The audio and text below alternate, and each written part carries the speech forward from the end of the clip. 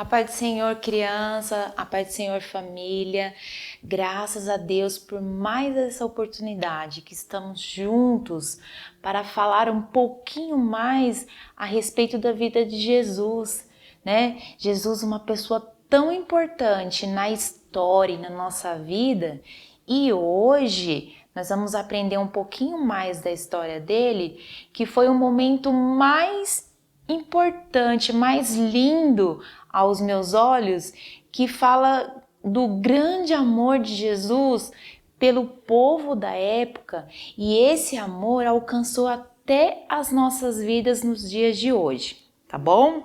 A lição fala assim: o maior amor do mundo, né? Por esse título a gente já imagina algo muito grande. O nosso texto áureo, ele diz assim, ó: ninguém tem mais amor pelos seus amigos do que aquele que dá a sua vida por eles. Em um momento da história da vida de Jesus, nós sabemos que Jesus veio a este mundo com um propósito muito especial, para nos salvar dos nossos pecados. Mas como que isso aconteceu?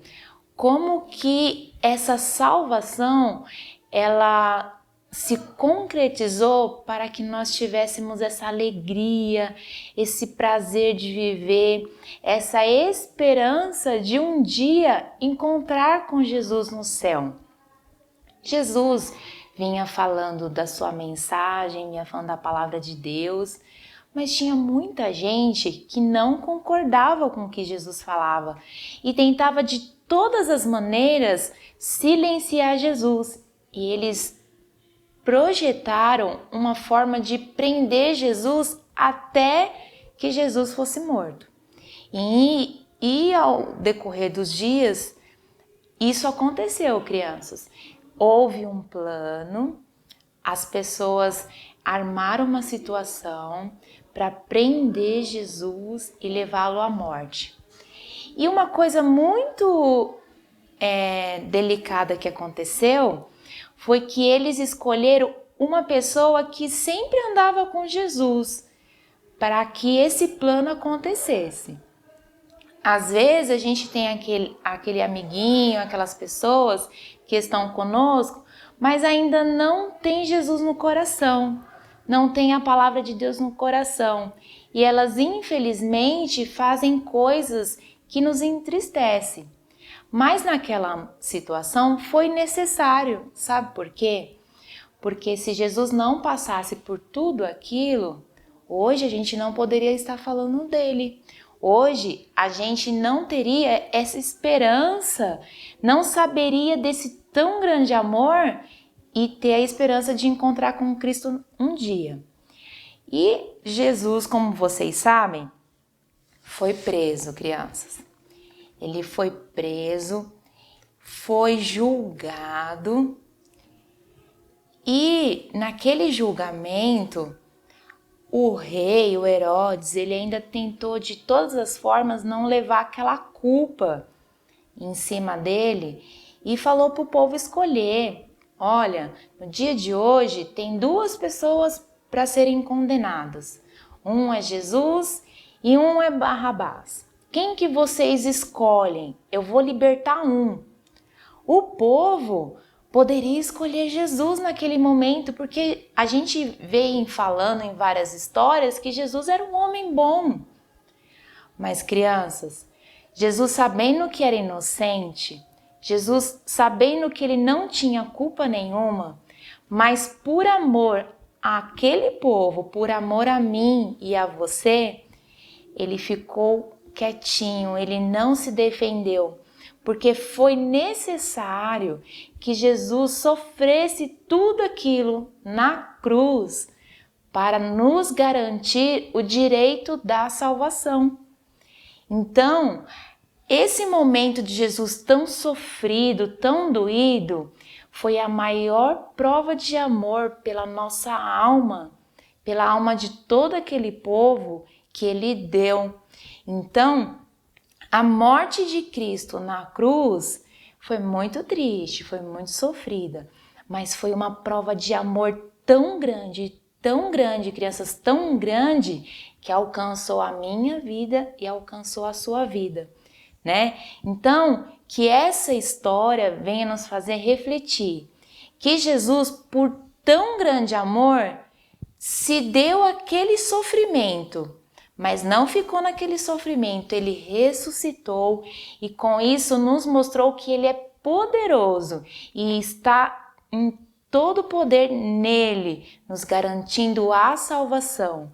Então, a história de Jesus é maravilhosa em todos os seus aspectos, nascimento, crescimento, ensinamentos, mas esse ponto da sua morte, do seu sofrimento, foi a maior prova de amor que ele deu por mim e por você. Amém? Fiquem conosco até nas próximas aulas que vamos falar ainda um pouquinho mais do poder de Jesus, tá bom? Deus abençoe e até a próxima aula. A paz do Senhor, crianças, paz do Senhor, famílias. Estamos aqui para mais uma lição. Já estamos caminhando para o final dessa revista. Tanto ensinamento, tantas coisas aprendemos nessas viagens missionárias de Paulo, que é o título da nossa revista. E hoje, na lição de número 11, o título dela, Um Terrível Naufrágio. O nosso texto do dia, nós vamos encontrar lá no livro dos Salmos, 121, versículo 7, que diz assim: O Senhor guardará você de todo perigo, Ele protegerá a sua vida. Na lição de hoje, nós vamos ver que Paulo fez um percurso muito perigoso para cumprir, como sempre nessas lições nós temos visto, para cumprir o chamado e o propósito que Deus tinha na vida dele. Paulo, então, queria chegar em Roma e lá ele pregaria o evangelho e ele seria julgado, como foi pedido por ele, por César. E então ele pegou um navio e nessa embarcação, junto com Paulo, tinham vários outros presos. Paulo ficou sob os cuidados de Júlio e Júlio gostava de Paulo. E Júlio dava permissão para que Paulo fizesse algumas coisas quando atracavam nas cidades. Por exemplo, visitar os amigos. Essa viagem se tornou um pouco difícil por causa dos ventos, o mar agitado, e começou a tirar o caminho que eles estavam fazendo, até que eles conseguiram atracar numa cidade chamada Bons Portos. Ali eles permaneceram por alguns dias. E Paulo então falou para eles que eles não deveriam continuar a viagem porque o tempo poderia mudar, o tempo fecharia e que isso poderia causar grande tormento para eles. Eles poderiam perder as bagagens, a tempestade poderia ser muito grande, ao ponto até do navio afundar, deles perderem as suas vidas. Mas o comandante do navio não quis dar ouvidos ao que Paulo estava falando. Então seguiram viagem. O dia estava bonito, estava parecendo que tudo ia ficar perfeito, mas de repente veio uma grande tempestade, um vento muito forte e o navio deles começou a passar por esse tormento todo. E por vários dias eles ficaram nessa situação, até eles chegarem ao ponto de achar que nada ia salvar, e nem a vida deles. Mas numa noite o anjo do Senhor veio e falou com Paulo que ele chegaria até Roma, que era para ele se acalmar, que ele conseguiria chegar até Roma. Então no outro dia ele chamou os que estavam no navio e falou para eles que as coisas iam se perder, que toda aquela tempestade não ia parar, mas que eles iam chegar em Roma e Paulo ia chegar ali com vida. Deus tinha um propósito na vida de Paulo. E quando Deus tem um propósito na nossa vida e nós cumprimos esse propósito, as pessoas que estão ao nosso redor também são alcançadas pelo Senhor, também se tornam abençoadas pela bênção que Deus coloca sobre a nossa vida. Depois de 14 dias de tempestade, os marinheiros conseguiram avistar uma cidade. Conseguiram ver que estava chegando perto da terra firme, da terra seca. E então eles decidiram parar por ali, atracaram o navio, mas mesmo assim, quando amanheceu, o navio tinha enroscado em um banco de areia e o navio estava quebrando, estava afundando já. Então, os soldados pediram para o Júlio deixar que eles matassem todos os presos, porque eles estavam com medo de que quando parasse ali e descessem do navio, eles fugissem. Mas Júlio, por causa da vida de Paulo, não permitiu que isso acontecesse. Júlio falou, não, todo mundo desce do navio, todo mundo sai e vai nadando até chegar na praia. Quem não sabe nadar, se agarra em alguma madeira, mas todo mundo vai sair daqui. Ele então, mais uma vez, Deus não permitiu que aqueles homens fossem mortos, porque Paulo estava ali no meio deles, cumprindo o propósito de Deus. E nós vemos nessa lição que com a obediência a Deus, como Paulo fez, como Paulo nos ensina, nós passamos sim por muitas tempestades, por muitas dificuldades, por muitas tribulações. Mas quando somos obedientes, no meio dessas tempestades, Deus sempre vai nos dar um livramento. E além de abençoar as nossas vidas, Deus vai também abençoar a vida daqueles que estão ao nosso redor. Muitos nem conhecendo a palavra de Deus, muitos nem entendendo o propósito de Deus, mas Deus abençoa essas pessoas por cuidado com as nossas vidas. Essa é a lição de hoje e que a próxima lição você esteja aqui seguindo junto com a gente, aprendendo mais um pouquinho, já chegando no final dessa mensagem, dessas viagens de Paulo que nós temos aprendido. Um beijo e até a próxima semana, em nome de Jesus.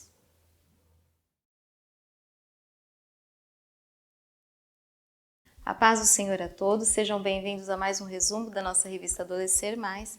E a nossa lição de hoje é a lição de número 11, que tem por título O Fruto e os Dons do Espírito. O objetivo dessa lição é conhecer a importância dos dons e do fruto do Espírito para o corpo de Cristo, que é a Igreja. A nossa mensagem valiosa se encontra em Gálatas, capítulo 5, versículo 25, que diz assim: Se vivemos em espírito, andemos também em espírito. Quando o apóstolo Paulo escreve aos crentes da Galácia, ele escreve para exortá-los pela sua inconstância em permanecer firmes no evangelho que havia sido pregado pelo apóstolo. Depois que Paulo partiu dali da Galácia, chegaram outros pregadores com um evangelho totalmente contrário ao que Paulo havia pregado. E ali eles falaram mal de Paulo, do apostolado de Paulo, falaram contra a mensagem que o apóstolo Paulo tinha pregado. E o apóstolo Paulo, então, sente a necessidade de escrever essa epístola, exortando eles a que permanecessem firmes no evangelho que havia sido pregado. Os gálatas, eles eram semelhantes àquela planta que cresceu entre as pedras, na parábola do semeador, lá em Mateus capítulo 13, no versículo 20 e 21, que logo ela germinou, ela floresceu, porém, logo também ela murchou. E no nosso tópico de número 1, o apóstolo Paulo, ele vai falar ali aos crentes da Galácia que permaneçam ligados no Espírito, que se deixassem ser instruídos, guiados pelo Espírito Santo, pois só assim eles venceriam as obras da carne. Na Bíblia, a palavra carne, ela se refere à natureza pecaminosa do ser humano, que continua a se manifestar mesmo após a nossa conversão. E ali o apóstolo Paulo vai nomear quais são essas obras da carne. Está descrito lá em Gálatas capítulo 5, do versículo 19 ao 21. E no nosso tópico de número 2 vai falar sobre os dons do Espírito. E os dons são ferramentas espirituais concedidas aos cristãos pelo Espírito Santo para a edificação e o crescimento do corpo de Cristo, a igreja.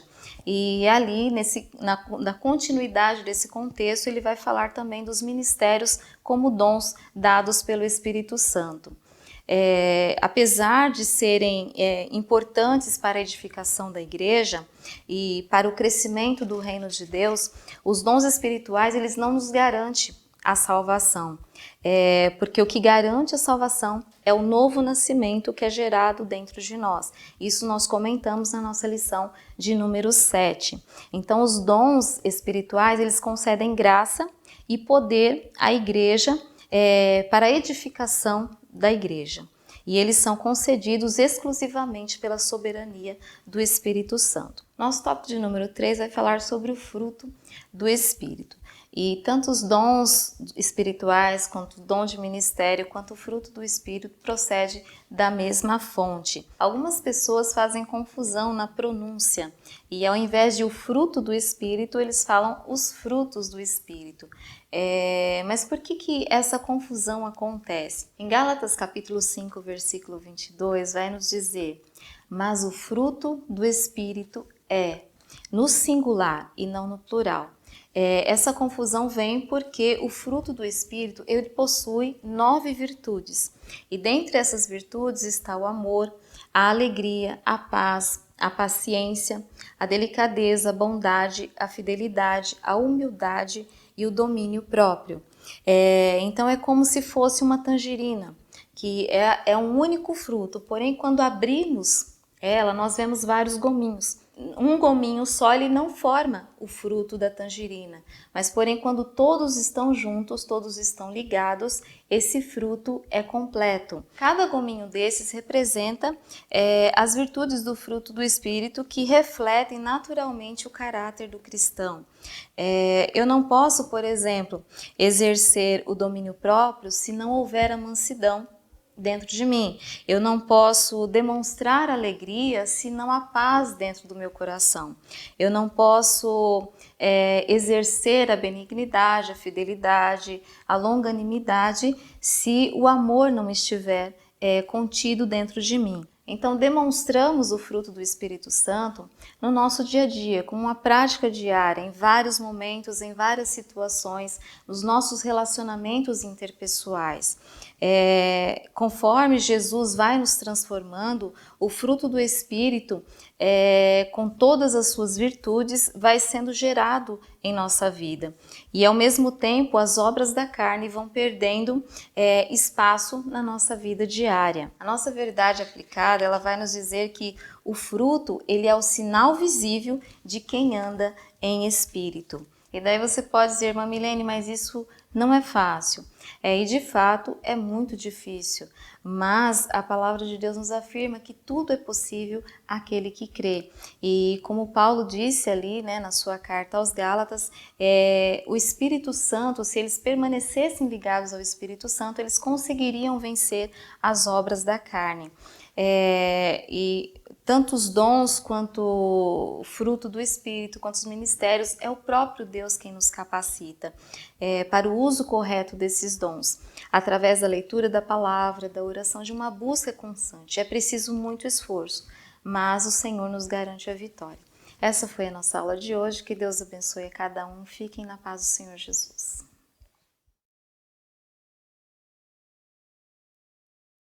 A paz do Senhor, meus irmãos, tudo bem com vocês?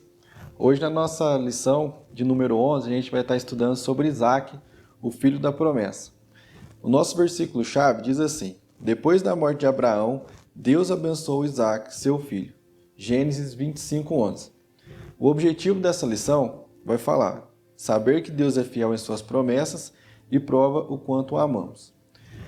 É muito interessante nessa lição porque ela trata sobre algo muito revelador da parte de Deus para nós. Tem algo muito legal na história de Abraão e Isaac, porque Deus ele faz uma grande promessa para Abraão, que ele seria o pai de nações, né? E para que isso tivesse continuidade, né, algo muito interessante aconteceu na história de Abraão, justamente por ele não poder gerar filhos, né?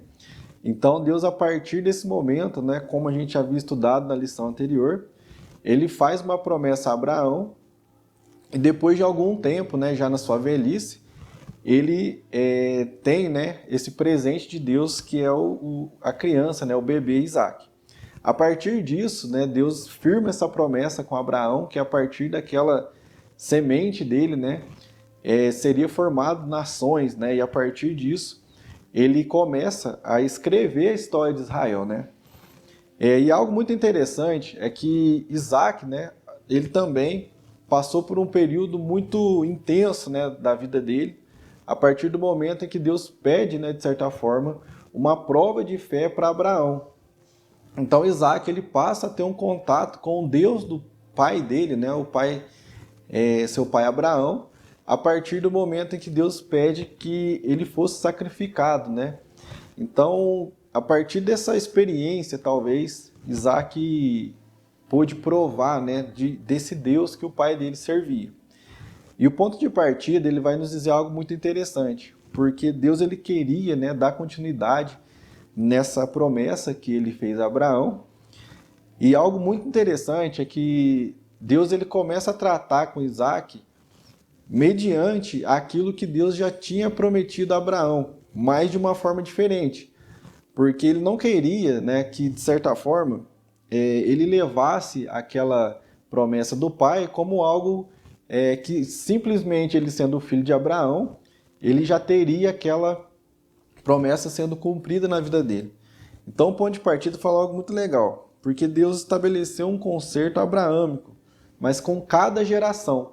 Então o fato de Isaac ser filho de Abraão não bastava para que Deus continuasse, né, esse grande projeto, né, que foi um concerto abraâmico, né, que assim a gente pode dizer. Então não bastava ele ser o filho do pai, né, do pai da fé. Ele precisava crer também nessas promessas de Deus. Então a partir do momento em que ele começa a se relacionar pessoalmente com Deus, né, e não com o Deus do seu pai, Deus começa a tratar algumas coisas no coração de Isaac para que ele pudesse, né, ser realmente continuidade dessa grande promessa de Deus na vida dele. Então, ser filho de Abraão, eu acredito que esse é o grande centro dessa lição, não garantia, né, para Isaac que ele seria próspero, mas sim ter um relacionamento íntimo, né, um relacionamento pessoal com Deus. O tópico número 1, ele vai falar sobre esse teste de fé, né, que Deus mostrou a princípio já para Isaac que ele era um Deus provedor. Então ele provou, né, vivenciou essa experiência com Deus de modo muito intenso. Então ele viu que a partir da visão que o pai tinha, né, que o pai Abraão tinha sobre Deus, Deus fez uma provisão baseado naquilo que o pai Abraão já tinha como experiência, né, com Deus. Então Deus a partir daí começa a traçar a história de Isaac. Então, no tópico número 2 vai falar sobre um encontro marcado. Então, um dos servos, né, de Abraão, ele vai até uma terra dos pais dele, né, de Abraão, para buscar Rebeca como esposa para ele. E a partir daí, ele começa, né, a ter a sua própria família, sua geração sendo estabelecida. Porém, Rebeca também não podia gerar filhos. Então ela ficou aproximadamente por 20 anos, né, tentando conceber filhos. E Isaac, né, passa a viver praticamente aquilo que o pai tinha vivido, né, de receber uma promessa de Deus, porém não via, né, visualmente, né, aquela promessa se concretizar. Então acredito que esses 20 anos, né, foram um período que Deus realmente preparou o coração tanto de Isaac quanto de Rebeca, para que eles pudessem dar continuidade nesse grande projeto de Deus para a vida deles. O tópico número 3 vai nos falar sobre essa união, né, entre Rebeca e Isaac, para que eles pudessem, de fato, confirmar, né, através dessa união, aquilo que Deus já tinha prometido a Abraão, né, há muitos anos atrás. Então, eu acho muito interessante, né, a gente entender que a experiência com Deus ela é algo muito pessoal, né? Deus não tem netos, né? Ele só tem filhos, né?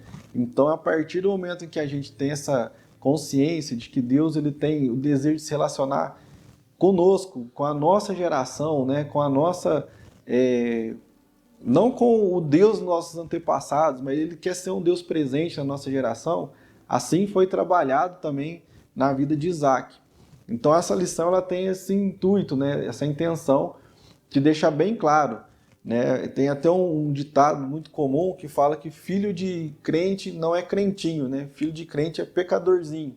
Então acredito que Deus ele queria algo muito pessoal com Isaac, né? Não bastava ele ser parte de uma família, né, que tinha uma grande promessa, mas Deus queria de fato trabalhar, né, e trazer Isaac para perto dele através dessas dificuldades que ele passou, e Deus, né, reafirmando, né, aquela promessa na vida dele, mesmo que ele não visse, né, evidências palpáveis, né, e visíveis. Deus fez com que ele fosse um homem, né, que realmente fizesse com que a fé em Deus fosse estabelecida a partir das próximas gerações, mediante a confiança dele nessa promessa. A nossa conclusão vai falar sobre isso, né? Que como Deus foi fiel a Abraão, né, em concluir e realizar essa promessa na vida dele, assim ele foi com Isaac e, consequentemente, com as gerações posteriores, mas ele não poupou, né, de experiências pessoais, independente dos antepassados, independente das promessas com os antepassados, ele não poupou essas experiências pessoais de fé com cada um deles.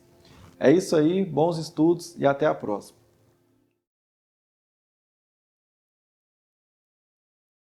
Paz do Senhor, irmãos. Estamos aqui para dar continuidade na lição de número 11, né, da classe dos adultos, que é a nossa classe Ebenezer. E a classe dos adultos está estudando nesse trimestre a carta aos Efésios. E a lição de número 11, o título dela é A Plenitude do Espírito Santo. Nós estamos estudando nessas últimas lições a questão da vida prática, né, que Paulo, depois de falar com os Efésios, né, falar sobre toda a questão da graça, do plano de salvação, ele passa a falar a partir do capítulo 3, 4 e agora o 5 que nós vamos ver, da carta aos Efésios, ele fala sobre a conduta cristã, a vida prática do cristão. Então essa lição 11 é como se ela fosse então essa continuidade.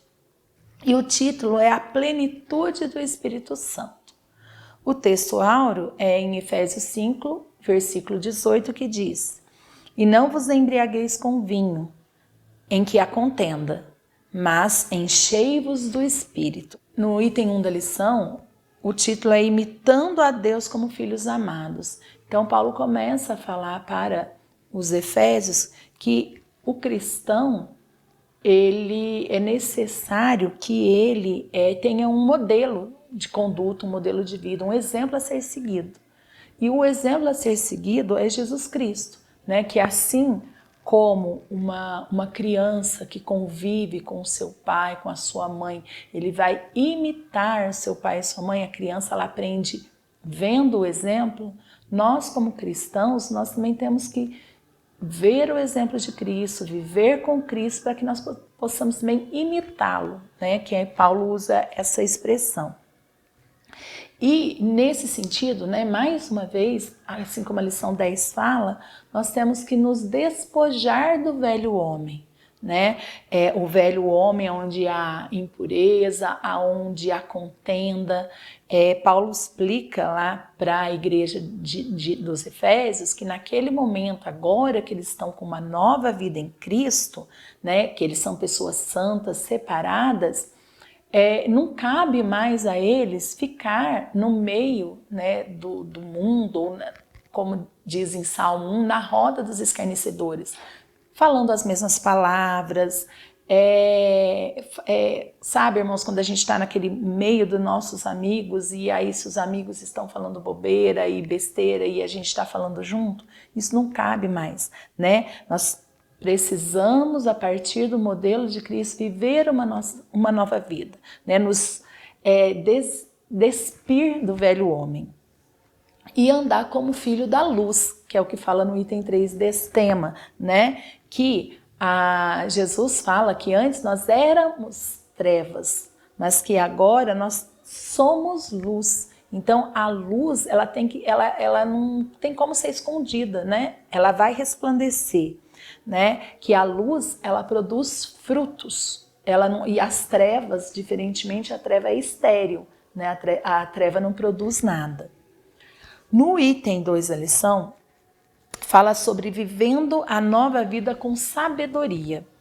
E Paulo vai falar que nós temos que viver a nossa vida com sensatez, que a sabedoria ela vai ser muito importante para nós a partir de então. Mas não é qualquer sabedoria, né? É aquela sabedoria que vem de Deus, aquela sabedoria que vem do alto. E faz parte desse tema, até no capítulo 4 fala de você saber remir o tempo. Né? O que seria remir o tempo? Saber usá-lo com sabedoria. Né? Por quê? Porque o tempo, a cada dia que passa, parece que o tempo passa mais rápido, apesar dele continuar tendo o dia 24 horas, né? O ano 365 dias, parece que as coisas passam muito rápido. E se nós deixarmos a vida nos levar e não aprendemos a usar esse tempo com sabedoria, no final da nossa vida, o que nós vamos ter feito? Né? E também nós devemos agir com consciência de quem somos agora. Então nós temos que ter consciência de quem nós somos a partir do momento que Cristo nos salvou e que nós passamos a viver uma vida da maneira como Cristo quer que a gente viva. Então nós temos que ter consciência, porque nós vamos refletir aquilo que nós fazemos. Também que nós devemos procurar conhecer a verdade de Deus. Para eu viver essa nova vida, para eu viver como Cristo viveu, eu tenho que saber como Cristo vivia. E para eu saber como uma pessoa vive, eu tenho que conviver com ela. E como que eu convivo com Cristo?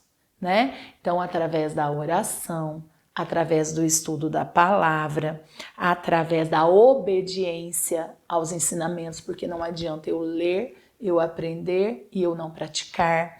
Então, tudo isso faz com que eu aprenda quem é Jesus e que eu passe a viver e a fazer as coisas que ele fez. A partir daí, que é o item 3, eu passo a ter uma vida cheia do Espírito Santo. O Espírito Santo passa a habitar em mim. E aí a gente entra dentro do tema da lição, que é a plenitude do Espírito Santo. O que é plenitude, né? A plenitude, ela é aquilo que é inteiro, aquilo que é completo. Então, eu não posso ter mais ou menos o Espírito Santo em mim, né? O Espírito Santo tem que ser completo na minha vida. E quando o Espírito Santo, né, é completo, por isso que Paulo fala que nós temos que nos encher do Espírito. Não é encher do Espírito uma vez, numa ocasião especial e tá tudo bem. Né? Talvez a palavra correta fosse continuar a nos encher do Espírito sempre, né? Para que nós possamos refletir a luz que já falamos no início da lição. E por que nós devemos ser cheios do Espírito? Por vários motivos, né? Primeiro porque é uma ordem, então por obediência, depois porque é vontade de Deus e também por uma questão de sobrevivência. Como que nós vamos sobreviver neste mundo, né, mal, sem estarmos cheios do Espírito Santo. E estando cheios do Espírito Santo, nós vamos colher os benefícios dessa vida, né? Nós vamos ser gratos a Deus, nós vamos reconhecer quem Ele é, porque é isso que nós temos que fazer, o que Ele representa para nós, nós vamos ser mais gratos, né? E isso vai refletir, inclusive, nos nossos relacionamentos. Relacionamento de pai com filhos, de esposa com marido, relacionamento entre irmãos. E é isso que Deus quer. A conclusão.